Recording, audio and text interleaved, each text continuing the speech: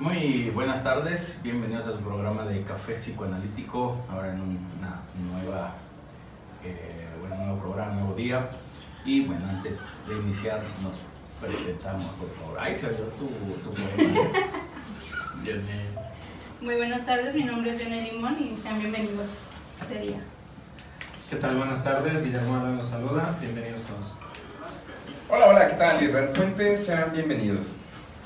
¿Qué tal? Buenas tardes, gracias por acompañarnos a una emisión más de Café Psicoanalítico en este micrófono Daniel Barra, bienvenido. Así es, el día de ahora toca ver lo que es la parentalidad, ese es el nombre correcto, que es cuando los hijos llegan o la llegada de los hijos a la pareja, a la familia o a la creación de la familia.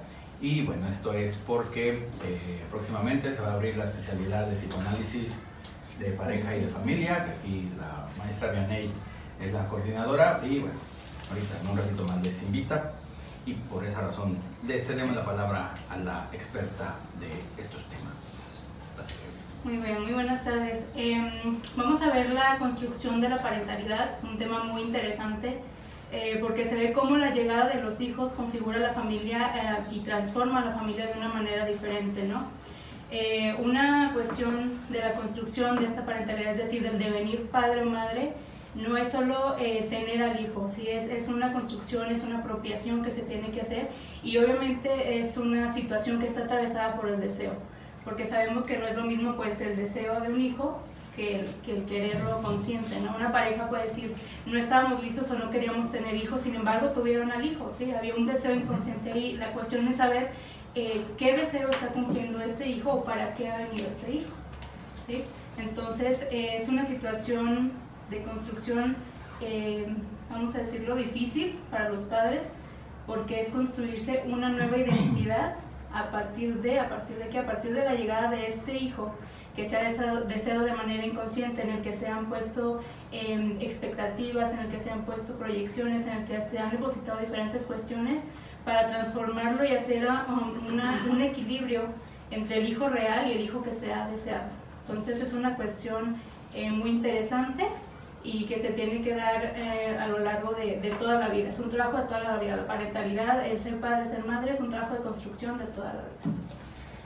Sí, yo creo que también, tú lo mencionas mucho, yo creo que la formación de ser padre o el ser padre tiene una implicación casi como el adolescente, ¿no? Es como una construcción que aparte no nada más es el conocimiento del hijo, es el conocimiento de la pareja, que aparte se está llevando a la par, y que también muchos en esto del ser padres, de la parentalidad, creen y alegan todavía de que existe algo instintivo en todo esto, y si bien existe, si podemos todavía llamar que hay algo instintivo ahí, quizás hay un deseo innato, que por ejemplo eso es mucho de las mujeres, las mamás. Las madres tienen como de forma innata cuidar a las crías, o sea, eso está ahí, eso está, porque en el instinto ya habíamos dicho que no hay inteligencia, en el instinto es instinto, no es solamente un reflejo, y quizás eso es lo único que hay, pero todo lo demás se tiene que construir, esto que tú mencionabas al inicio, y esa construcción es de toda la vida. Y aparte, bueno, eso de que de pronto la gente decía, es que ¿para qué quieren escuela de padres? No, pues espérame, sí lo necesitas, porque es una construcción, porque necesitas irlo entendiendo, porque a la par de que estás entendiendo a un hijo y te estás viendo proyectado ahí, tienes al mismo tiempo que conocer a ese desconocido que se da en esos momentos, entran en crisis cuando la pareja tiene hijos, y tienes que conocer al otro. Entonces es un trabajo doble. Entonces eso de que pues nomás tenemos el hijo y ya, no, o sea, es mucho más complejo que eso, y creo que es un tema muy, muy importante por lo que mencionamos. Bien, algo que comenta mi compañera Vianey respecto al depósito que se realiza precisamente antes de que nazca el nuevo miembro, vamos poniéndolo así, me hace recordar mucho a un autor que se llama Esteban Levin. Él maneja que este niño que apenas está esperando este bebé que apenas está esperando, él lo plantea que es una hipótesis. O sea, en donde mamá y papá van a comenzar a depositar esta situación y se van a construir aquí los planteamientos dentro de los escenarios, desde el hecho de quiero que sea fulanito de tal, quiero que se convierta en, o no sé, se me ocurre que si viene de una familia, vaya, de psicoanalistas, es de que quiero que este bebé sea un psicoanalista, ¿no? Y si es niño y si es niña, cambia. Exacto, sí, definitivamente. Que dicho esto, también va a ir dándole esta función que tanto se requiere para que precisamente exista este movimiento psíquico y deje de ser, no sé, el adolescente o el adulto y se convierta ahora en mamá y papá. Y bueno, pues adelante. Justamente esto que mencionas nos habla del duelo que tiene que realizar la misma persona sobre sí misma, sobre su propia imagen, para convertirse en, ¿no? En muchas ocasiones, y más en la actualidad, las personas se casan, se van a vivir juntas y demás, y hacen su vida a un nivel que en muchas ocasiones es como si fuera más un amor fraterno que un amor maduro de pareja. Es como estamos tú y yo unidos, nos vinculamos, estamos luchando contra el mundo, estamos luchando contra la falta de trabajo, entonces sobrevivimos y nos comportamos así, ¿no? El hecho de que llegue ahora un hijo es justamente esa transformación que tiene que llegar para vincularse o identificarse justamente con el ser ley. Hablábamos en el aspecto del Edipo, de cómo el niño tiene que renunciar a la madre para después identificarse con la ley. Sí. Pues este periodo, ya eso teóricamente pues ocurre 5 años más o menos, pero ya en el mundo de hoy, estas extensiones de las cuales hemos hablado, de que ahora la adolescencia hasta los 25 años, de que ahora el adulto empieza a ser adulto ya hasta 30 y tantos años casi, nos habla también de esto, del identificarnos con esa ley paterna que en su momento no nos habíamos identificado hasta el momento de que o eres ley o eres ley. ¿Por qué? Porque ya tienes la responsabilidad del hijo. Sí. Ahorita sí ya no se vale esta cuestión de seguimos siendo nosotros los mejores amigos como pareja y nada más, porque ahora se involucró el tercero. Y hay que recordar que el psicoanálisis, el tercero, siempre es motivo de la movilización, valga la redundancia, del psiquismo y también de las crisis. Hasta el momento en que llega este tercero a la pareja, que viene a modificar todo, de que la madre deja en este momento de hacerle caso a mi pareja para estar con el niño, porque pues es natural, es necesario para que sobreviva el niño, y todo lo que va a traer consigo estos movimientos van a repercutir también en la pareja y en la forma de que se vincula esta pareja. Sí, sí es. Bueno, también el por qué se tienen hijos, digamos así, que es una pregunta de que para qué se quiere tener hijos o por qué se tiene que tener hijos, pues digamos es algo que no se pregunta, solamente o sencillamente o desde siempre, digamos, las personas se casan para tener hijos y es como lo esperado, lo común. Y no se preguntan el por qué o el para qué sirven los hijos o el por qué tener hijos, sino que se da por hecho de que se van a tener, y por lo tanto hay que hacer todo lo que conlleva eso, ¿no? El mantenerlo, estar al cuidado, todo eso, el trabajar, por supuesto. Y más sin embargo, pues esa no es como la manera de abordar, pues digamos, la parte del deseo de tener hijos.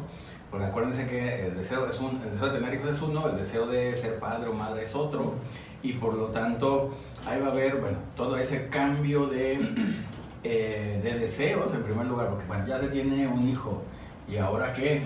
¿Qué se desea?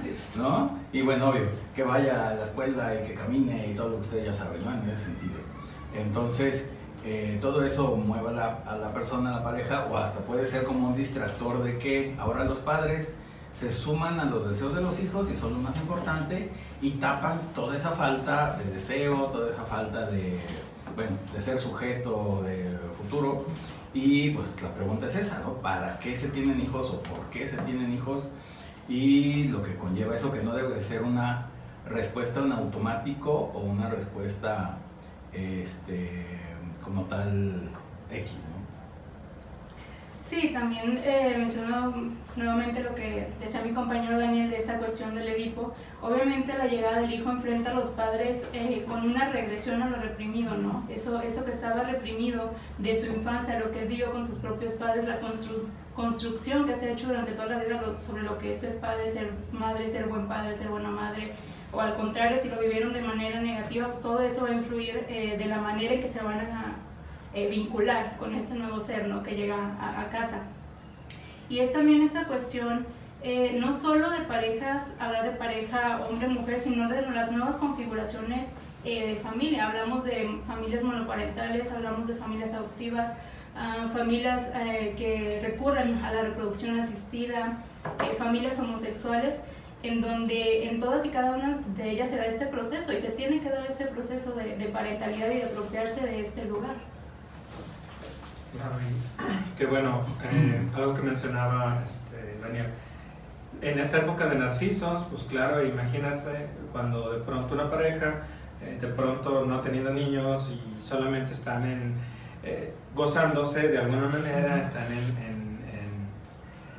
en exclusiva con ellos, viajan, nacen, llega un niño y claro, es una crisis tremenda porque ella también hace una regresión también muy infantil y yo les decía a algunas personas, digo, de pronto la mujer, la frase característica es: no me entiendes. No, pues claro, ni te voy a entender. ¿Por qué? Porque la mujer cuando se embaraza, incluso hay una sensación, o sea, ella ya se apropió de esa identidad de que está embarazada. O sea, el niño ya es de ella, ya está ahí. Y el hombre no tiene esa perspectiva. Hasta que, porque la ve panzona, le toca, le hace, sabe que está ahí algo, se mueve y se pone ella de nervios, pero no hay una identificación con ese niño hasta que nace. Entonces también de pronto las mujeres se ponen en la posición de: es que no me comprendes. No, ni idea, o sea, espérame, hasta ahorita que va saliendo realmente lo hago parte de, porque antes, por mucho que lo imagine, pues esa sensación, esa percepción de la madre no está en los hombres. Entonces claro que debe meter en una mega crisis a la pareja. Esas ideas narcisistas que dices llegan fuertes, y si no hay el suficiente trabajo, bueno, terminan separándose. Algo también que, bueno, es importante resaltar es precisamente justo bajo qué condiciones va a ser concebido este nuevo miembro. ¿Sí me explico? Si es deseado o no es deseado. Porque podemos ver en la actualidad que puede ser la situación de un accidente, ¿no? Aparentemente. Recordar que en psicoanálisis no hay accidentes. Todo ocurre por un algo y un para qué. ¿Sí me explico? Y la otra situación que sí es deseado, pues precisamente retomando lo que comenta aquí el doctor Alan, es la situación de que efectivamente la mujer tiene que hacer este movimiento porque se está identificando con la mamá infantil que ella tuvo. Digo, de aquí viene la situación de: para ser una buena mamá, debió de haber tenido una buena madre. Y dicho esto, estos movimientos pues iban a mantener en una situación caótica a la embarazada, que no sorprenda estos cambios muy abruptos en cuanto a lo emocional, que muchos le atribuyen a situaciones ahí de neurotransmisores y todo eso, que las hormonales. Son las hormonas. No lo descarto, cabe señalar. Pero nosotros nos enfocamos principalmente a lo psíquico, ¿sí? Entonces, desde el hecho donde está la madre y está ahí acariciando su panza, le está hablando, le está cantando y todo, nos estamos dando cuenta que si hay un vínculo, o mejor dicho, se está generando ese vínculo hacia este nuevo bebé. ¿Sí me explico? Y retomando también la parte esta con la pareja, la herida narcisista precisamente, es porque en la relación pues justamente le está depositando, y es muy normal y característico que aparezcan los celos de pareja. Es muy normal. Que en estas ocasiones donde ocurren este tipo de celos, que generalmente pues es el hombre el que se siente desplazado por este hijo, y es la regresión de la cual estamos hablando, donde el padre se posiciona como al igual del hijo y recuerda cuando los hijos compiten por el amor de la madre, ¿no? Bueno, esta parte que puede llegar a parecer cómica desde esta perspectiva, pero al final de cuentas es una realidad doliente que llega muchas veces a consultorio.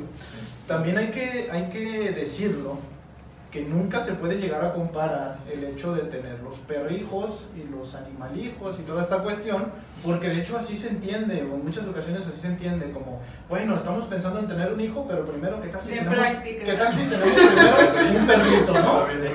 Un gato, sí. Un gato de Angora, ¿no? Se va a ir y nunca va a ser lo mismo que un hijo, ¿no? Exactamente. Y podrán llegar a sentirse de pronto capacitados y decir, bueno, ya no se nos murió el perrito, ¿no?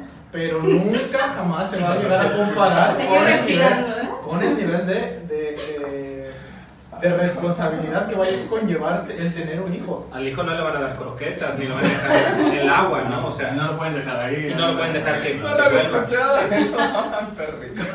Son los perrijos. Sí, ay, vámonos, perrijos. Una gran industria en la actualidad. No lo había escuchado.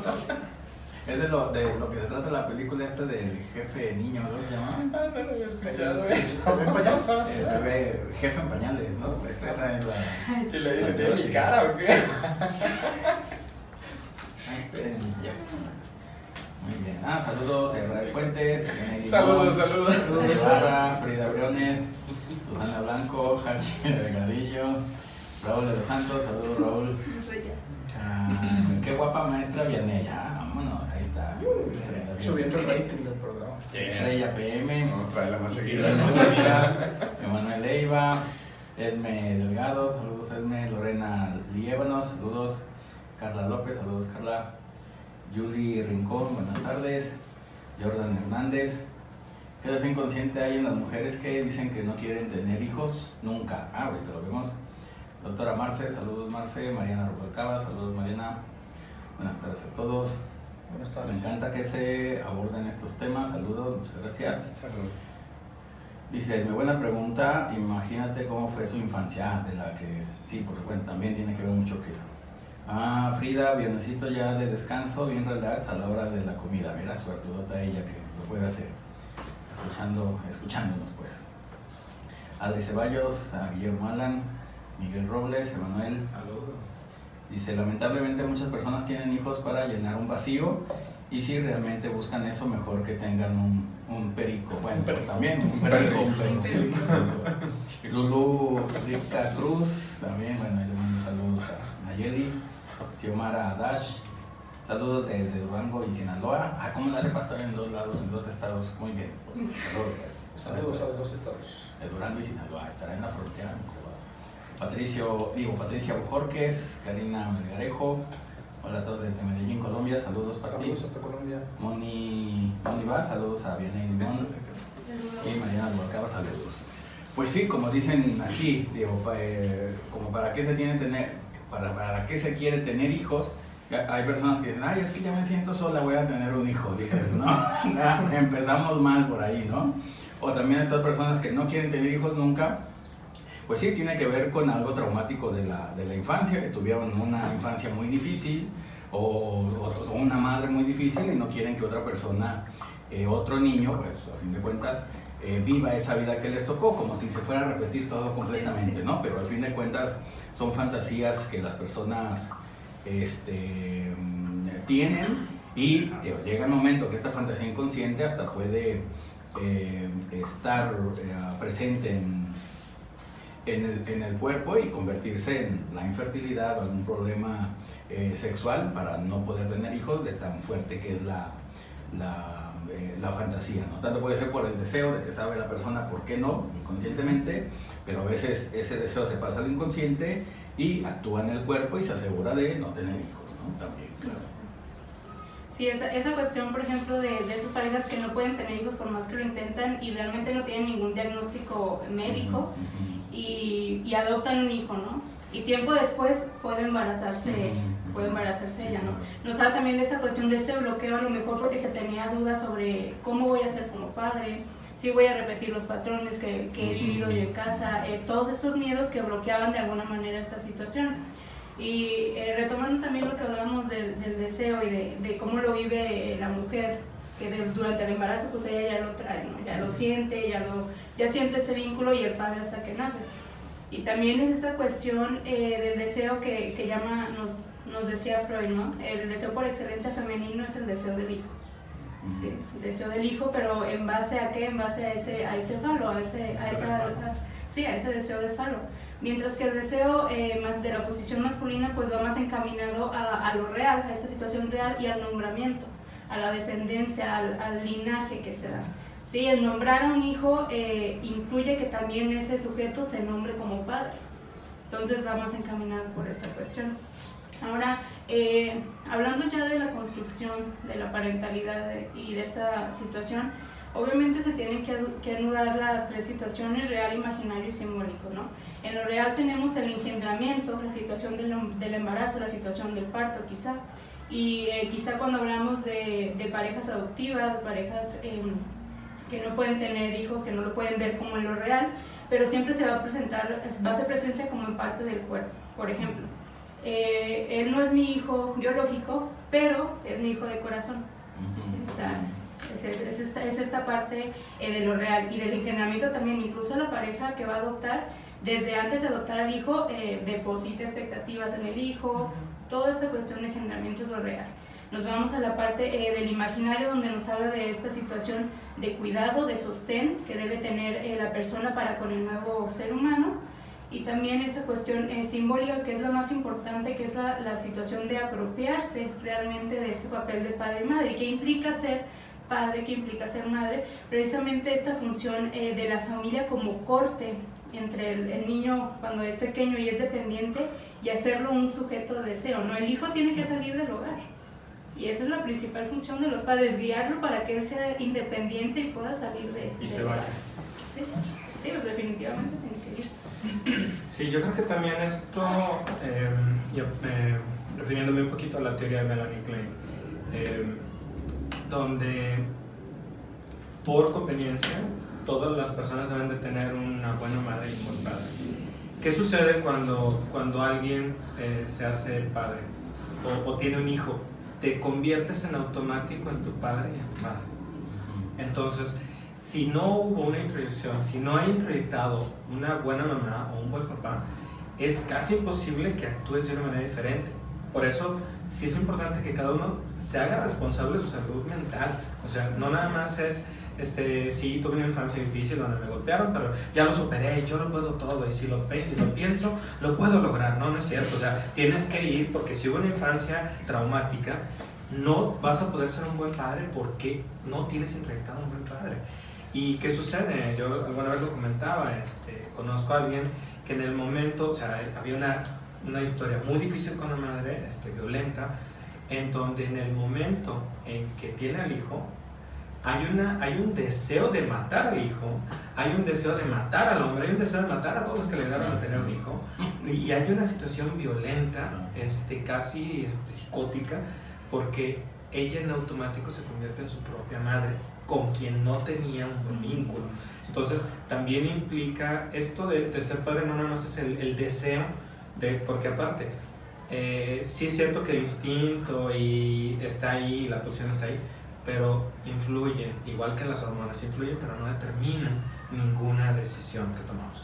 Siempre está el adulto, pero también esa parte en donde se debe tener introyectado un buen padre y una buena madre, o por lo menos suficientemente, ahí más o menos construido bueno, porque si no se va a carecer de herramientas para entonces poder ser un buen padre. Y entonces, ¿qué va a pasar? Pues se las van a llevar ahí. Schreber, el caso de Schreber, era un padre tiránico, un padre muy estricto, y ¿qué sucede? Pues el hijo se psicotiza. Gracias. Okay. Bueno, retomando parte de lo que menciona viene referente a lo real, simbólico e imaginario, que no sorprenda que estas tres, estén flaqueando hoy en día y sea muy frecuente, ¿no? Lo menciono ante la situación que... ¿Qué pasa? Me refiero ante la situación que deviene del mismo discurso actual, que dicen, no quiero que mis hijos sufran lo que yo sufrí en mi infancia, ¿no? Y en automático pues pareciera ser también una carencia exacerbada en el aspecto de que ahora no le limitan como lo fueron en su infancia, sino que se le proporcionan todo, que al final de cuentas es una forma también de destruir, porque están destruyendo esta infancia. Entonces, te estoy dando la infancia que yo quería, no la que tú debes de tener, ¿no? Exacto, y se supone que también es anular al sujeto, al niño. Sí, se supone que aquí deben de hacer que se despierte el deseo propio del mismo niño. Esto me hace recordar una cuestión aquí teórica del mismo Winnicott, que es sustentar muy bien por parte de la mamá a este niño para que comience esta separación de la situación simbiótica y nazca ese self del bebé para que comience a desear sus propios objetos. Si no, pues se va a generar aquí una situación de una pegazón y no se va a distinguir el deseo del uno y del otro. Es una alienación total. Exacto, exacto. Recuerda también al posicionamiento dentro de la ley. O sea, es un mal posicionamiento porque nuevamente al no identificarse con la ley pues seguimos manteniéndonos al nivel de los hijos. Y ahorita lo que mencionas, Israel, los grandes ejemplos en la actualidad donde mi hijo y yo somos los mejores amigos. Exacto. Y Aberrante. claro, es perverso. Aberrante totalmente. No sé, hay un borramiento de los hombres. O algo muy perverso, Daniel, es mi hombrecito. También. Cuando no debe de ser, ¿no? ¿Sí? Y le dicen, papi, mami. Yo escucho eso y digo, no, espérame, ya le estás aventando una carga tremenda a ese niño.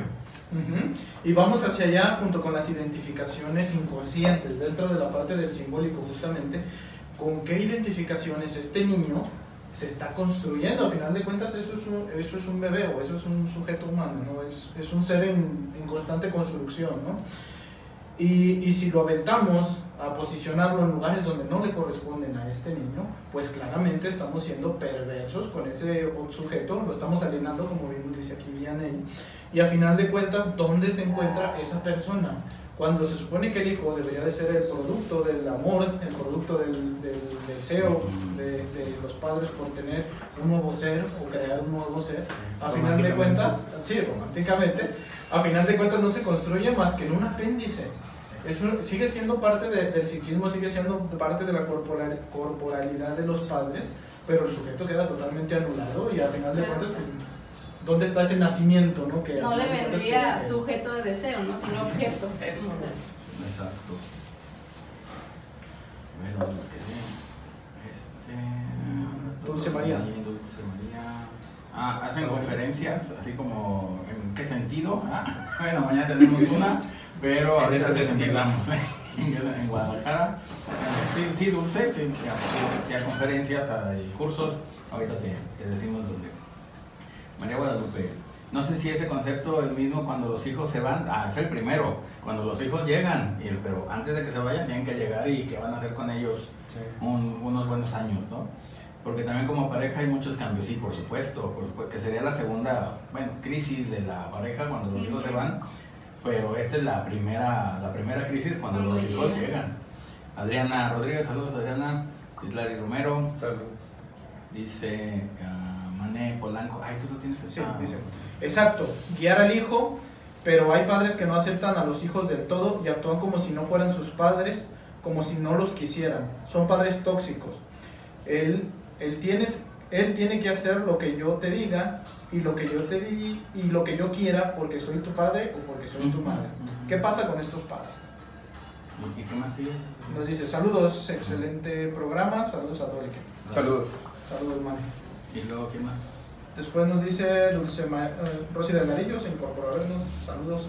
Dulce María nos dice, sucede que hay padres que se sienten incapaces de tomar decisiones, me imagino, que de repente los hijos debemos tomar la decisión de lo que se hace en casa. Los hijos debemos tomar la decisión de qué se hace en casa, la consejera y la arregla problemas, pero de todos los miembros de la familia. Rocío Curiel también se está incorporando al programa, saludos Rocío. Sí, así es. Bueno, esa parte de los padres tiránicos, pues bueno, a fin de cuentas no son buenos padres, o diría Winnicott, no son unos padres suficientemente buenos. Y acuérdense que el problema del padre, de los padres, de la ley del padre, es que un padre ausente, padre tiránico y padre débil va a causar problemas en los hijos. Va a haber una patología ahí, de por sí ya lo traen, y se lo van a, heredar, no, porque no se hereda, se transmite a los hijos estos problemas, y por supuesto que va a causar serias o algunas patologías graves que los hijos lo van a padecer, por supuesto. Sí, obviamente estamos hablando de estas configuraciones narcisistas, ¿no? El querer que el hijo siga lo que yo le estoy ordenando, que a veces cumpla deseos que yo no pude hacer. Yo quería ser bailarina, tú vas a ser bailarina también, y los empiezan a meter desde chiquitos a guiar por este camino cuando a lo mejor el hijo ni al caso, ¿no? Todo este tipo de situaciones es por esto mismo, ¿no? El devenir padre, el devenir madre implica una renuncia, implica una castración de eso que se deseaba para el hijo, y de decir, oye, no, o sea, tienes un hijo real y eso es lo que tú querías, pero a lo mejor no se puede, o sea, simplemente no se puede. Entonces implica esta renuncia y muchos padres no aceptan eso, no aceptan, como decía mi compañero Daniel, la intrusión de un tercero obviamente modifica y es un enfrentamiento con la castración. Entonces muchas personas no están preparadas para eso, no quieren dejar ir al hijo, quieren que el hijo cumpla ciertos deseos, y hablamos también de que para poder aplicar o para poder devenir en estas funciones de paternidad, maternidad de manera correcta, obviamente también se tuvo que vivir estas funciones de manera correcta, es decir, que la ley del padre opere de manera eficiente y también que la función materna haya operado de manera deficiente. Y que también hay una línea muy tenue entre lo que es un tiránico y lo que es un guía, porque por ejemplo, a ver, vuelvo a lo mismo, vayan y cómprense libros de desarrollo del niño, porque si no, no van a tener ni mugrosa idea de qué es lo que necesita el niño. A ver, yo tengo que despertar el deseo del niño, pero no le voy a decir al niño a los 5 años, mijo, ¿te quieres dormir? Ya, son las 11, 12, 1, 2, 3 de la mañana. No, o sea, ahí perdóname, no, es que mi padre es un tiránico. El padre es tiránico porque le dijo al niño de 5 años que se tenía que dormir a las 8 de la noche. A ver, esa es una pregunta de millennial, ¿sí? O sea, eso de los tiránicos es una pregunta de millennial. A ver, los niños chiquitos no siguen más que instrucciones. ¿Por qué? Porque necesitas saber a qué horas duermen, a qué horas come y qué comen. Claro, cuando estamos hablando de un niño ya de 8, 10 años, 12 años, hombre, ya no le vas a decir tampoco a un niño de 8 años, mijo, ¿quieres entrar a una secundaria técnica, una pública, una Montessori, o nos vamos a una nueva? O sea, señores, el niño no tiene ni idea, no sabe ni qué, y ahí, nos guste o no, el padre va a tener que decir, bueno, pues sabes que no me alcanza más que para la urbana, pues te vas a la urbana, y eso es lo único que tengo para ti. Pero no le podemos decir tampoco, elige el despertar el deseo también. Por eso tienen que ver la evolución y el desarrollo de los niños. Se les da tareas y decisiones de acuerdo a su edad. Y lo que sí no se vale es, tú te vas a quedar conmigo hasta que yo me muera. Eso sí es un tiránico. O tú vas a ser quien empuje mi silla de ruedas hasta el último segundo de mi vida y entonces tendrás tu vida. Y claro que ahí tenemos un problema. O si tienen 30 años que le digan, ¿sabes qué, mi hijo? Pues ese sapo con el que te quieres casar no me gusta. Eso sí, ya estamos hablando de un problema muy grave y que ahorita lo tienen. Pero las mamás mexicanas son muy de decir que como no hay ningún sapo bueno para sus hijas y ninguna bruja buena para sus hijos. Pero no pueden ser ellos quienes deciden esto. Por eso es tan importante ubicar el tiempo. Y si quieren ser padres, pues lo mejor que se pueda, tendrían que leer y tener todo esto muy claro. Inclusive, ¿no? También la situación donde ¿qué representa ese hijo para la pareja y sobre todo las concepciones bajo las cuales está planteado ahí, ¿sí? O sea, en algunas situaciones, y respondiendo un tanto la pregunta que hicieron sobre padres tóxicos, en donde ese hijo se convierte en el síntoma de esa pareja, que es muy, latente, y sobre todo, si están amenazando a este hijo y están en esta expectativa de que tienes que hacer esto, saturar al niño con múltiples actividades, no dejarlo ser niño prácticamente, ¿qué está ocurriendo ahí en la pareja de que está sosteniendo ese síntoma? Sí, se está encubriendo. Exacto, y como comenta Alan ahorita mismo, esto es preocupante porque en la actualidad se está suscitando al por mayor.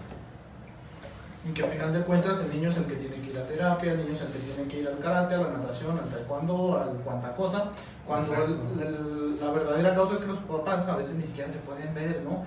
Ni siquiera se han identificado con su rol de padre, y por eso ni siquiera quieren tener presente al niño, porque el niño a final de cuentas les está recordando que son padres y que deben de ser padres a partir de que aceptaron. Y que ya son viejos y que crecieron y que ya no van a poder salir a la disco. Y eso es algo muy de la época. Sí, la renuncia a todo lo que conocían antes de la llegada de este hijo. Es que nos aprenden los memes, ¿no? De me cuidas a mi bendición. De aquí justamente viene eso. Muy bien, pues vamos a una pausa musical y ahorita regresamos. Muy bien, regresamos. Bueno, no nos fuimos, aquí seguimos. Así que, bueno, nomás aquí saludos, Cecilia Ramos, excelente tema, Rosy Delgadillo, Noemí Fernández, Rocío Curiel, ya no. Rodríguez dice Noemí Fernández, un tema muy actual y es muy importante que se reflexione sobre convertirse en padres. Claro, por supuesto. Esme Delgado, excelente aportación sobre la importancia de la educación de los padres. Sí, también, los padres también tienen que ir a la escuela, no nomás los hijos, tienen que ir los dos. Bueno, cada quien a lo suyo, pero por supuesto. Y bueno, Vianey nos va a hacer la invitación para su especialidad. Bueno, pues están todos totalmente invitados a la especialidad en psicoanálisis de pareja y familia. Iniciamos el 16 de mayo.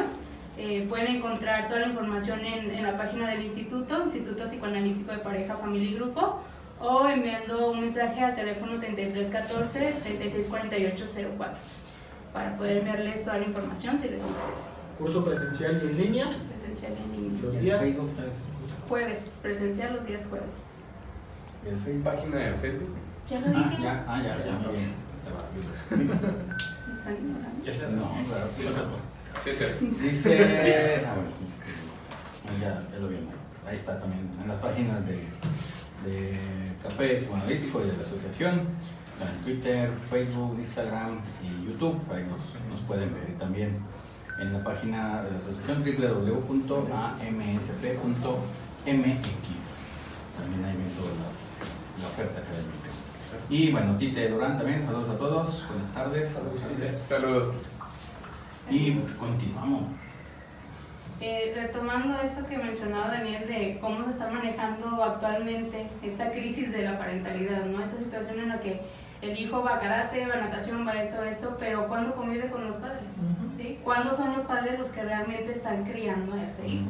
Y actualmente sí hay una desconexión muy grande en esta parte, ¿no? Incluso lo vemos reflejado, como decía, en el niño como síntoma, que anteriormente un niño te llegaba a terapia 7, 8 años y ahorita vemos que llegan súper pequeñitos, 3 años, 4 años, incluso antes, en configuraciones donde dices, todavía ni siquiera han pasado esta situación del Edipo, en donde se puede decir, bueno, ya se vivió el Edipo, hay un síntoma como tal configurado en una estructura, sino que llegan antes de haberse configurado la estructura, ¿sí? Ya llegan súper pequeñitos, entonces sí es una crisis que obviamente se está dando mucho hoy en día.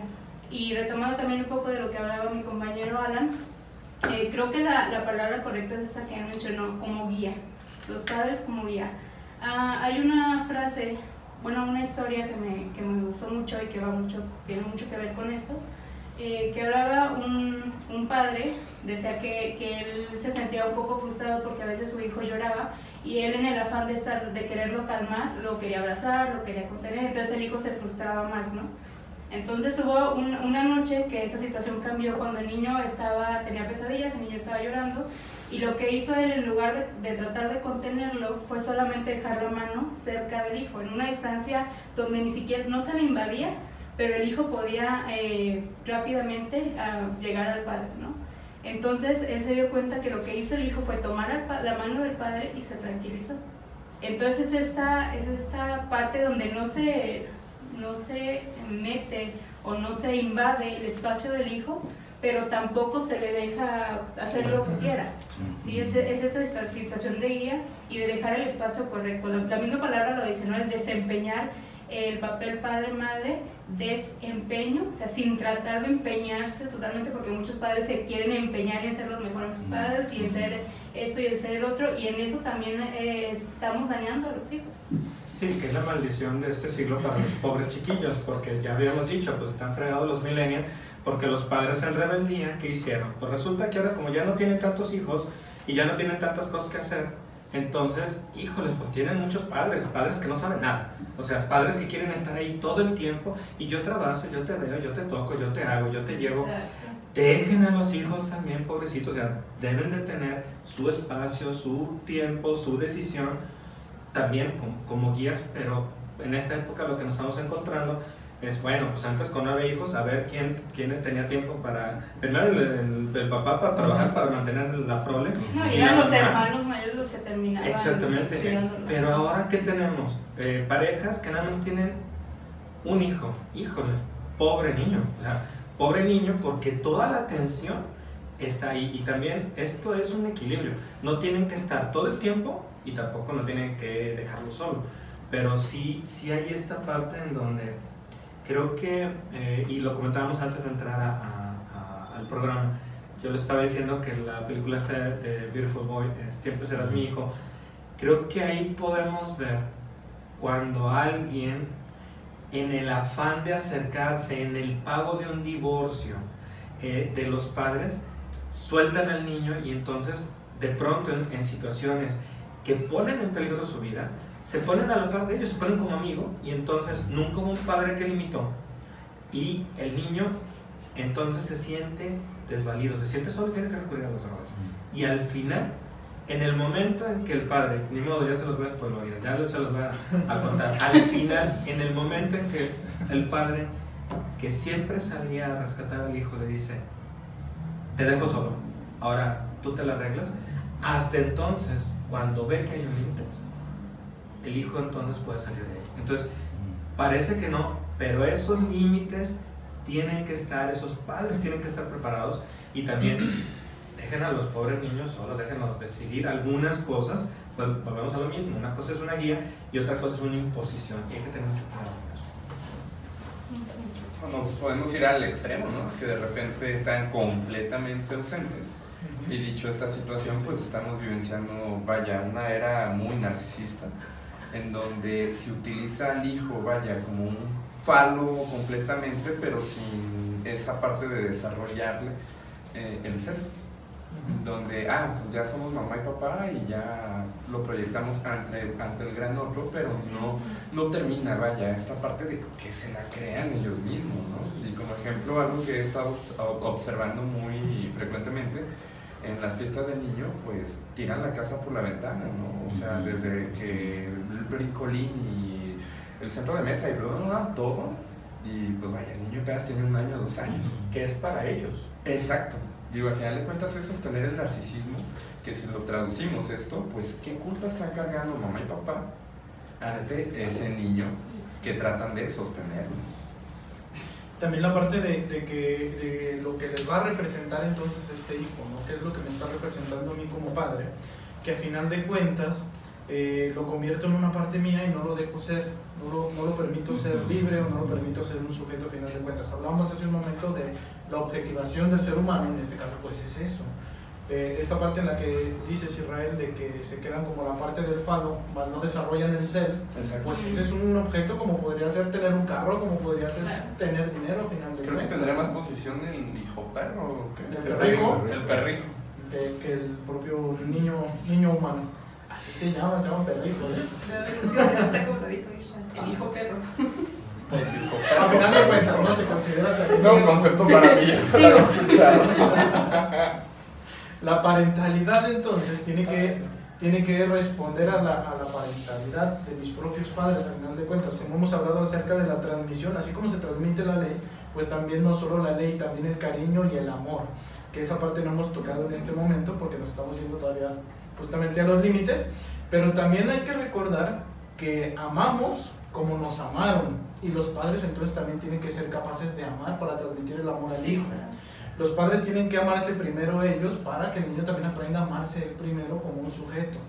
Y el niño dejar de convertirse en un mero juguete de los padres, que lo cambias, que le cambias la ropita, que lo sacas, y que ahora hasta los niños pequeños se visten como si fueran adultos, ¿no? Que ya utilizan los zapatitos que ni siquiera han desarrollado bien el empeine del pie, ya le están metiendo zapatitos de marca porque van a ser como papá, como mamá, y al final de cuentas no son muñecos los niños, ¿no? Inclusive, perdón, Daniel, esta parte en donde parece ser un niño más estilizado, en cuanto a esta parte, vuelvo a lo mismo, sostener un narcisismo.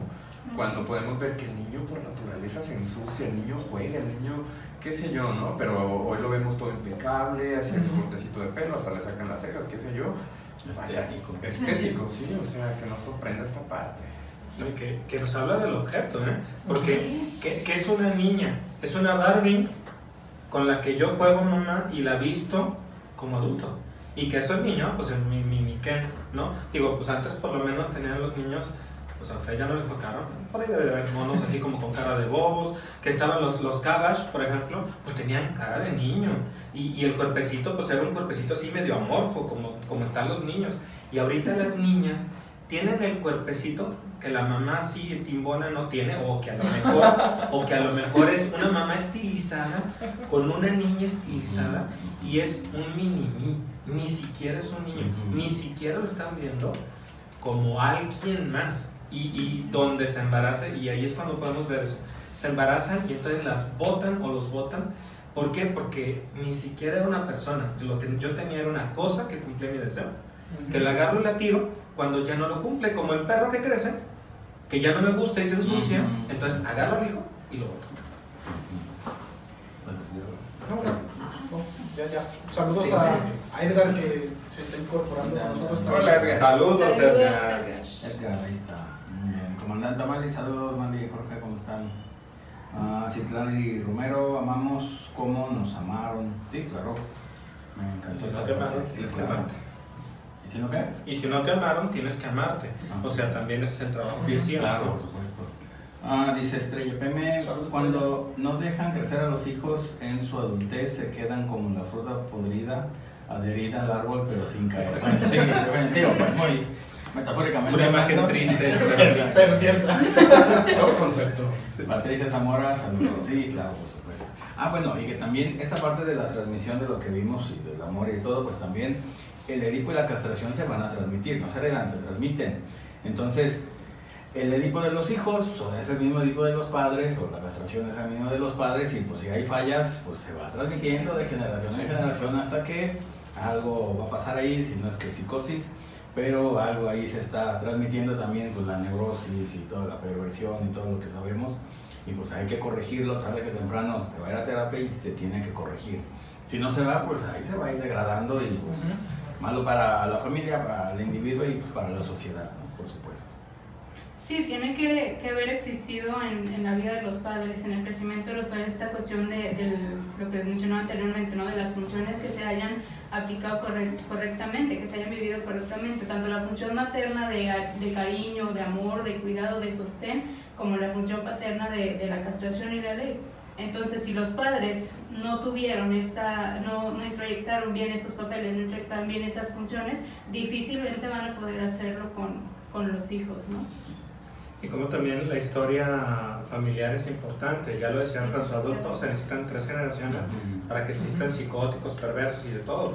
O sea, también eso es una situación, cada uno de nosotros sabe si está mal o no. O sea, que nos hagamos tontos es otra cosa.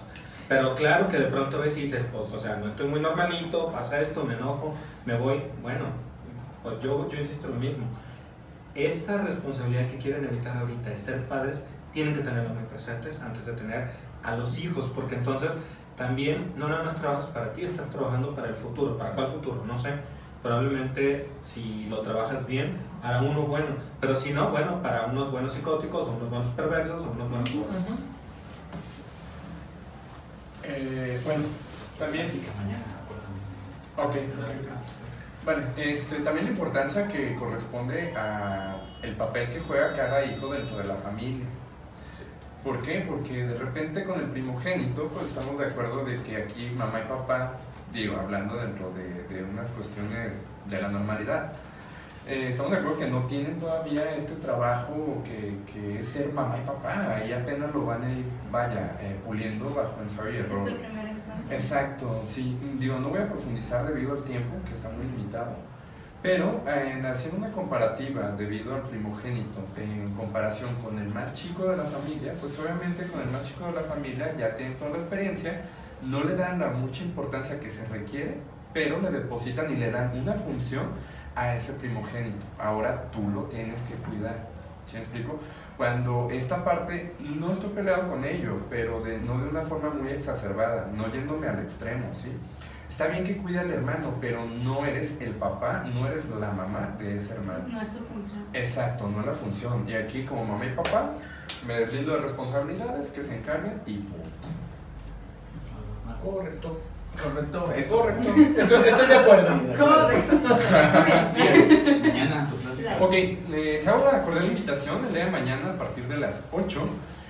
Se va a llevar a cabo el congreso de... La conferencia magistral. La conferencia magistral del Colegio Mexicano de Psicoanalistas.